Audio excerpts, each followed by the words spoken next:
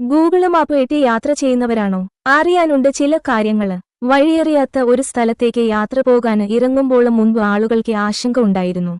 എങ്ങനെ പോകും, ആരോട് ചോദിക്കും എന്നെല്ലാം. ഇന്നിപ്പോൾ കാര്യങ്ങള് മാറി. വണ്ടിയിൽ കയറിയിരുന്ന നേരെ GPS ഓൺ ചെയ്താല് ഗൂഗിൾ മാപ്പ് പറഞ്ഞുതരുന്ന വഴിയിലൂടെ വണ്ടി ഓടിച്ചിങ്ങ് പോയാല് മതി, സംഗതി സെറ്റാണ്. പക്ഷേ ഗൂഗിൾ മാപ്പിനെ അങ്ങനെയങ്ങ് കണ്ണുമടച്ച് വിശ്വസിക്കേണ്ട കേട്ടോ. കാട്ടിലും തോട്ടിലും മലയുടെ മുകളിലുമൊക്കെ ഗൂഗിൾ മാപ്പ് ചതിച്ച് കൊണ്ടുപോയി എത്തിച്ചവരുടെ എണ്ണം നിരവധിയാണ്. ഗൂഗിൾ മാപ്പ് വഴിതെറ്റിച്ച് മരണം വരെ സംഭവിച്ചവരുമുണ്ട്. അതുകൊണ്ട് ഗൂഗിൾ മാപ്പിനെ കണ്ണുമടച്ച് വിശ്വസിക്കുന്നതിന് മുൻപ് ചില കാര്യങ്ങളൊക്കെ അറിഞ്ഞുവെക്കുന്നത് നന്നായിരിക്കും.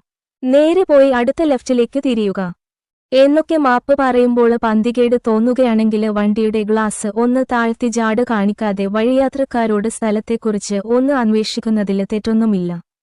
ഒറ്റയ്ക്ക് യാത്ര ചെയ്യുമ്പോഴും രാത്രിസമയം വിജനമായ വഴികളിലൂടെ പോകുമ്പോഴും മാപ്പിനെ ആശ്രയിക്കാതെ നേരിട്ടുള്ള വഴികളിലൂടെ പോകുന്നതായിരിക്കും നല്ലത്. ഗൂഗിൾ മാപ്പ് പറഞ്ഞുതരുന്ന ഇടവഴികളിലൂടെ അങ്ങനെയൊരു സാഹചര്യത്തില് പോകുന്നത് ചിലപ്പോൾ നിങ്ങൾ വഴിയിൽ പെട്ടുപോകുന്നതിന് കാരണമാകും. ഗതാഗത തടസ്സങ്ങള് ശ്രദ്ധയിൽപ്പെട്ടാല് ഗൂഗിൾ മാപ്പിലുള്ള കോൺട്രിബ്യൂട്ട് എന്ന ഓപ്ഷനില് കയറി അടുത്ത വിൻഡോയില് നിന്ന് എഡിറ്റ് ഓപ്ഷന് തിരഞ്ഞെടുത്ത് ആൻഡ് ഒരു ഫിക്സ് റോഡ് എന്ന ഓപ്ഷനില് കയറി അവിടുത്തെ ഗതാഗത തടസ്സത്തെക്കുറിച്ച് റിപ്പോർട്ട് ചെയ്യാം. അത് മറ്റ് യാത്രക്കാർക്കും പ്രയോജനം ചെയ്യും. മികച്ച നാവിഗേഷന് ലഭിക്കാനായി ലൊക്കേഷന് ഹൈ അക്യുറസിയിൽ വയ്ക്കാം. ഇങ്ങനെ ചെയ്യാനായി സെറ്റിംഗ്സിൽ പോയി ഗൂഗിൾ സെറ്റിംഗ്സ് തിരഞ്ഞെടുത്ത ശേഷം അഡ്വാൻസിൽ ടാപ്പ് ചെയ്യാം.